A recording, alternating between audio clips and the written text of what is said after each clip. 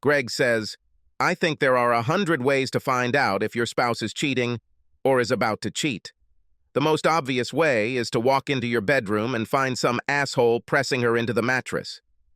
My suspicions about Holly's possible infidelity arose in a less obvious way. Saturday turned out to be unusually cold.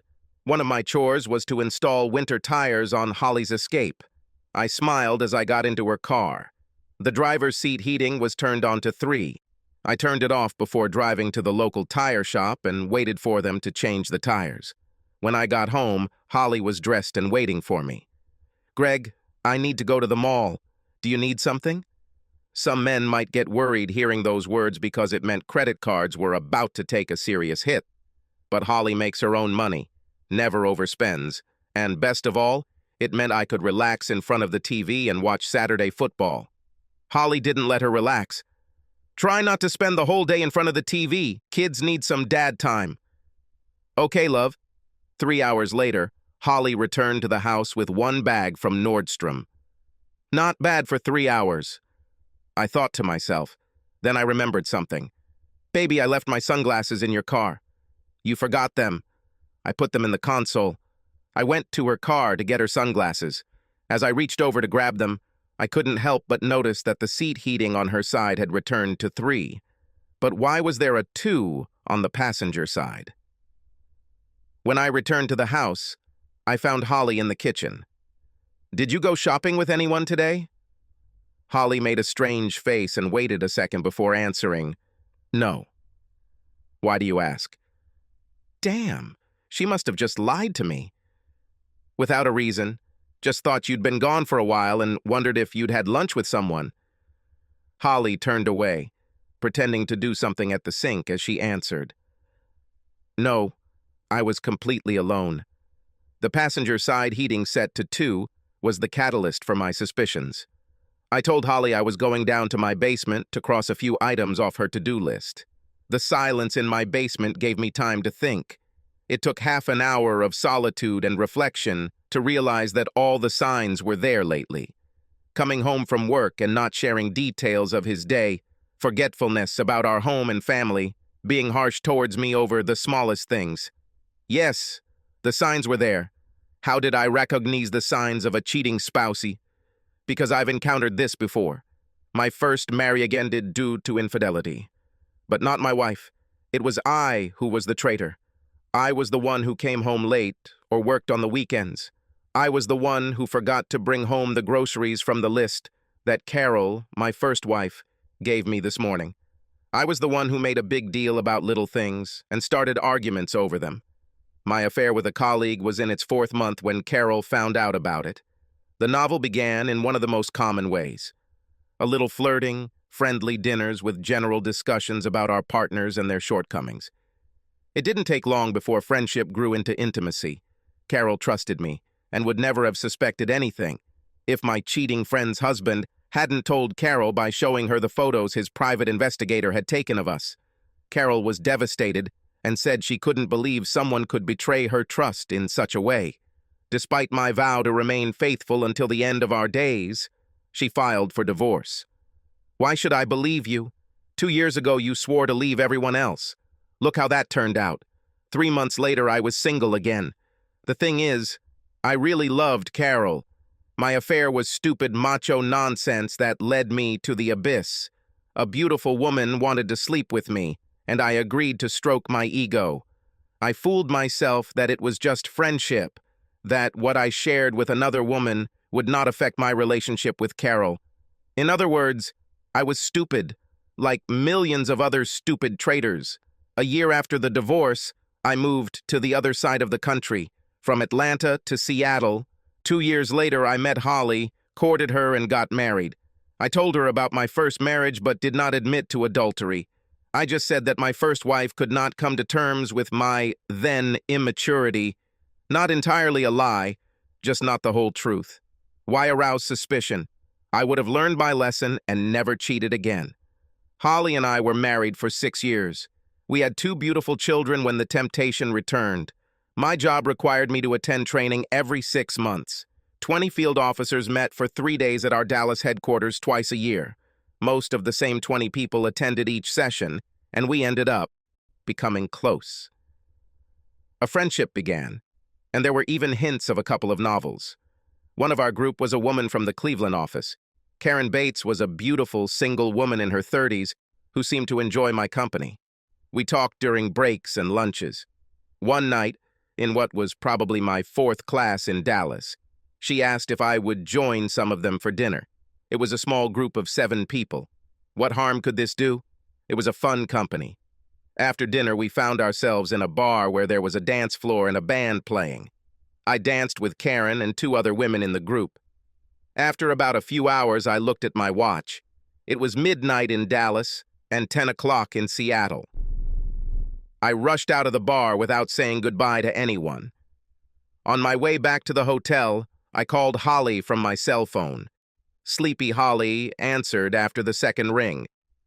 "Holly, this is Greg. I woke you up?" "It's okay, baby. I'm just glad you called." "Sorry it's so late. I went out to dinner and had a few drinks with the others. I wanted to call to tell you that I love you. I'm walking back to the hotel now. Should I call you when I get to the room?" "No, baby. I'm just glad to hear your voice. How was your day?" "Long. Too long. I'm leaving tomorrow at 3. I'll land at the Seattle airport at 5:30 and be home for a late dinner. I miss you." "I miss you too. Children too. Fly safely. I can't wait to meet you." As much as I wanted to stay on the phone, I didn't want to keep Holly up. She held the defense of the house. She took care of the children and went to work. It can tire a person out, and I wanted her to rest before I returned home tomorrow. We hung up, exchanging I love yous with each other as I walked into the hotel. I opened the door to my hotel room, sat on the bed, and collapsed. God, that was close. One more drink and one more dance with Karen, and we'd probably be having sex right now. One thing saved me. I suddenly realized all the warning signs, calls from the novel that destroyed my first marriage. That night I vowed that I would not ruin my marriage to Holly like I had with Carol. Over the next 4 years, I was able to keep my promise. I avoided Karen Bates and several other temptations I encountered. I'm no George Clooney, but I had the opportunity to make love to some stranger if I wanted, but I kept it zipped up and remembered the oath I'd made to Holly, and as far as I knew, she was still faithful to me. With a renewed sense of direction, I walked up the stairs and into our kitchen. Our 2 children, Sal and Barb, were sitting at the kitchen table chatting with their mother while she prepared dinner. It was worth fighting for, but I needed to know how far Holly had come. Has she crossed the line in the sand yet? Was she in love with this guy? Where was the border? I felt Holly's eyes on me as I walked into the room and grabbed a beer from the refrigerator. I sat down between the children and joined the conversation. Holly looked at the 3 of us and smiled. At that moment, I realized that she loved me. So why the hell would she put our family in danger? Or was I too hasty? I tried my best to appear normal and ignorant throughout the weekend. We even made love on Sunday morning before going to Sunday service. On Monday morning, I asked my boss for some free time to do some personal business. He was kind enough to provide it to me without further questioning. I made several calls and arranged a meeting with the investigator. On Monday afternoon, I sat in the waiting room of Sullivan Investigations, waiting to meet with Jake Sullivan. I entered his office when the secretary announced it to me. Jake was a large man who reminded me of a TV show my dad watched when I was a kid. Dad had a full set of videotapes, on which the leading role was a fat actor with a mustache. What was his name? Frank Conrad or something like that. Jake saw the expression on my face, my blank stare, and laughed. It was Frank Cannon, with William Conrad in the title role. That's what you're trying to remember, right? I can't read minds. They often look at me in the same questioning way. My wife says I should shave my mustache, but it's more fun this way. Jake and I exchanged a few more pleasantries and got down to business. If what you told me is true, it won't take more than a week. We will conduct a short observation with a team of 2 people. We'll gather everything you need to make some decisions. The amount should not exceed $10,000. If you agree, Sheila needs to sign the contract, and I'll have 2 operatives take care of it by Wednesday. $10,000 sounded steep, but probably cheap in the long run. all things considered. I agreed, shook Jake's hand, and signed the contract at his secretary's desk. I returned to Sullivan's investigative unit Friday night holding my breath. Greg, I have good and bad news. Crap. The good news is that your wife hasn't gone to bed with that asshole yet. By the way, this asshole's name is Derek Turner. Derek Turner is Holly's boss. I met him 3 or 4 times at Holly's work events. I never thought highly of this guy, and I had a feeling he thought even less of me. Always talked down to me. I had to admit that he was a handsome man, about our age, and kept himself in shape. As this flashed through my mind, I noticed that Jake watching me, waiting. Damn, this guy was in the right business. Astute, waited until I was ready to hear the next part. I nodded my head, and he continued. The bad news is that she might be planning to sleep with him soon. He asked her to join him for an out-of-town job conference in 3 weeks. She hasn't made a commitment, but she's definitely on the edge. 2 of my operatives watched both of them on Wednesday and Thursday. One sat next to them on Wednesday at the diner, the other watched on Thursday. None of the operatives were spotted, I can assure you. On both days, there were no outward signs of affection, no handshakes, kisses, anything physical, and we were able to record conversations on both days. Operatives wear special bags with parabolic microphones. I'll give you both tapes so you can listen for yourself. There is some background noise. You may have to listen a few times to get used to it and hear everything that was said. I took the tapes, 2 CDs actually, from Jake and treated them like they were poison. That's not all. Based on what we heard on Wednesday, I followed Turner after work Wednesday and Thursday evenings. On Wednesday, he headed straight to his home, and on Thursday he left work and met another man at the Metropolitan Grill Bar. They didn't seem to care that they were in a public place. I couldn't hear the entire conversation, but I caught enough to know that your wife is not their first target. Based on what I heard, I confirmed this morning that the other man is James Young. Turner reports to Young. Looks like one of the previous victims was Karen Johnson. Your wife is the replacement for this Miss Johnson.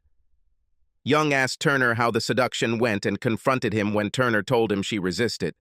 Turner said he felt he would be successful once she went on this business trip with him. I thought that a little alcohol and dancing would overcome her inhibitions.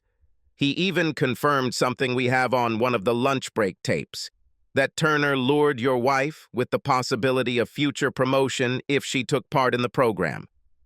Jake waited a few more seconds while I took it all in. He offered me a cup of coffee from the pot on his desk. I refused, already too nervous. Jake continued. I can't stand such idiots. I wrote my notes immediately after their conversation. The conversation took place in a public place, and there is no expectation of confidentiality. My recordings may be used in a civil suit against these 2 and the company. If you need me to, I will testify on the record and in court. I'll charge you less than usual just to keep these idiots down. Costs today are almost half of my original estimate. If you need your wife to be watched this weekend, it will probably eat up the rest of your deposit. I thought about it for just a second. No, I'll listen to the tapes, but if what you told me is all that's happened so far, maybe we can get over it. I'll talk to her tomorrow. There's no point in delaying it. Unless she surprises me. She will agree to counseling, and that should help. I need to think about filing a lawsuit. Right now, I'm inclined to agree that these 2 assholes need to suffer. Jake shook my hand. Good luck. Let me know if you need anything else. Well, let's pay it off next week, just in case. I went home early and listened to the CDs on my computer. Derek Turner spent most of both lunches trying to seduce Holly. He spent some time trying to convince Holly that I must have been cheating on her when I attended training in Dallas. I enjoyed hearing how Holly defended me when Turner spoke ill of me. He tried to convince her that it was in her best interest to go with him to the next conference. It would be good for her career. He was due for a promotion soon, and Holly had a great chance of getting his job when that happened. Turner took the time to praise Holly's looks, intelligence, and abilities. When he said that it would be great to meet her in a more private setting, somewhere away from the daily routine, and find out if their feelings for each other were more than just friendship, Holly interrupted him, saying that it's time to go back to the office. This was the end of Thursday's recording. I felt Holly was resisting but giving in to temptation. The attraction was understandable. I've been like this before, and I know it happens. If someone had intervened before my affair, my first marriage may have survived. It was time to intervene to save my second marriage. I called Holly's parents to ask if they could watch the kids this weekend. Holly's mother was delighted at the opportunity. I picked up Sal and Barb from school, came home with them to pack their bags, and took them to their grandparents for 2 days of pampering.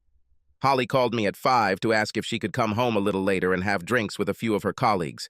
She was stunned when I told her, "No, come straight home. Now we need to discuss something. This can't wait? Not if you want to be married to me after this weekend." "What are you talking about?" "I'm talking about divorce if you're not home in the next half hour." "Greg, why are you talking about divorce?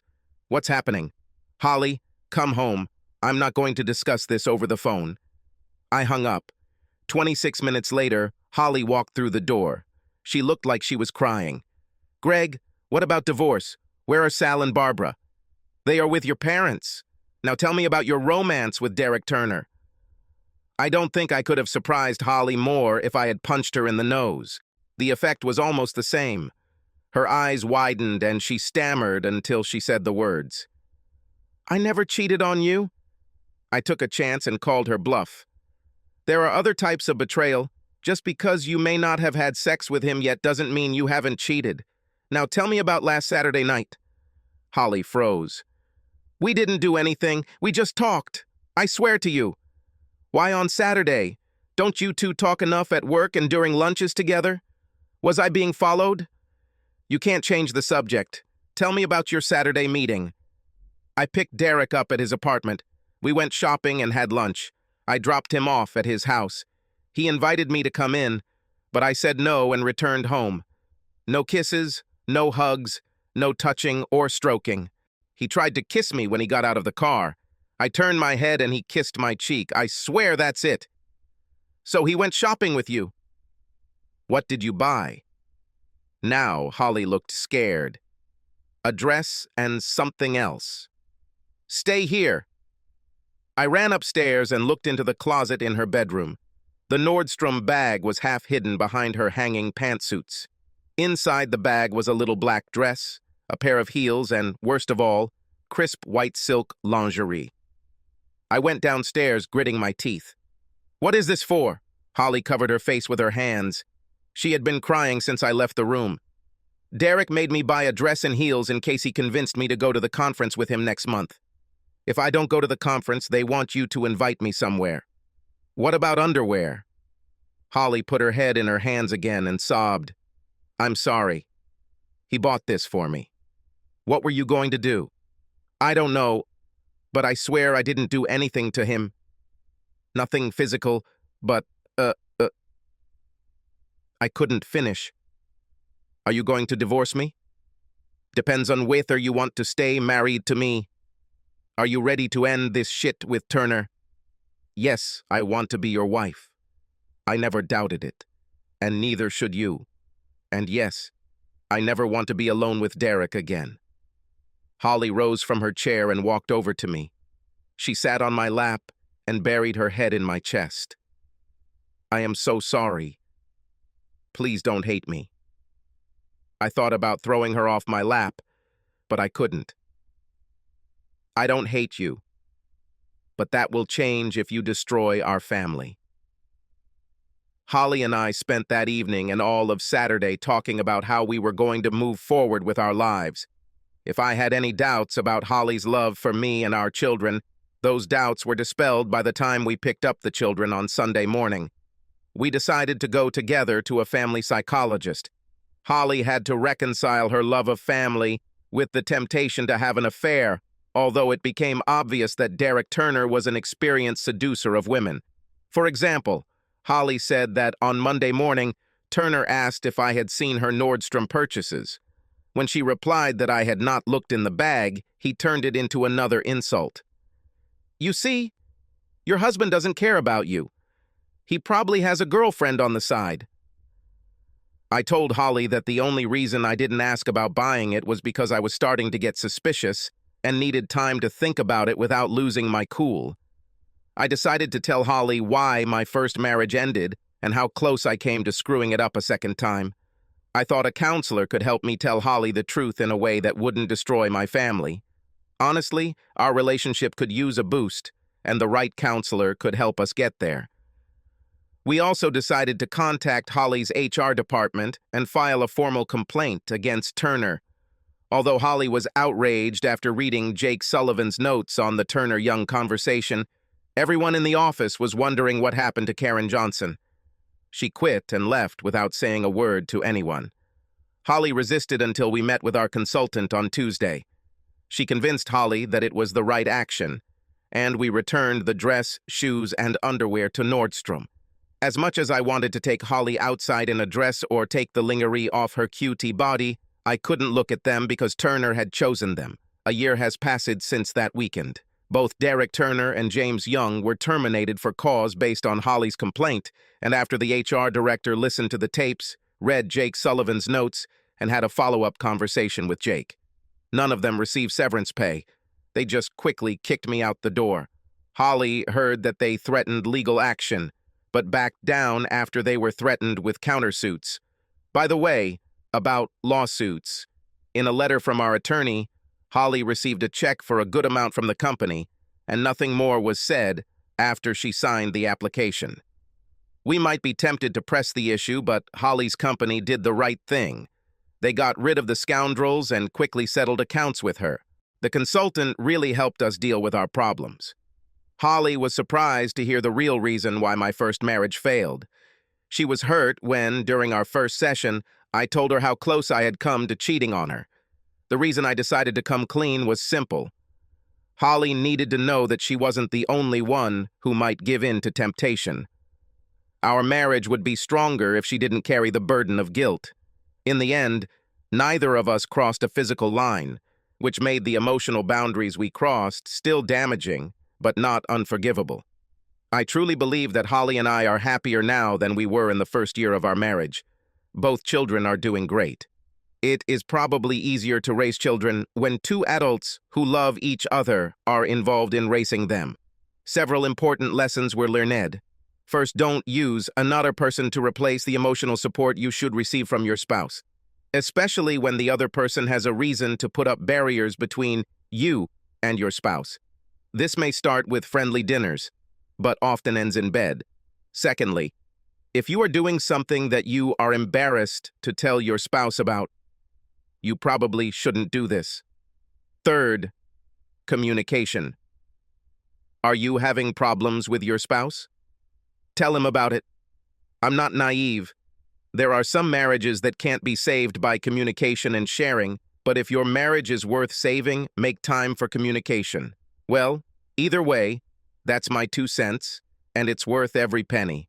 This story was written after a young couple down the road recently separated and are now preparing for divorce. In fact, it is a disgrace, and their children will probably suffer. Kate chatted with my wife for a bit, and I spent the afternoon with my husband at the local pub. Of course, we changed the names, locations, and endings. The problem was that in the case of our neighbors, things had gone too far. Too many lines were crossed, and they were unable to recover from the damage done. We're afraid their story doesn't have such a happy ending. Subscribe to our channel so that your second chaff doesn't cheat on you, and go ahead and listen to the next story, because this story is nothing compared to the next one.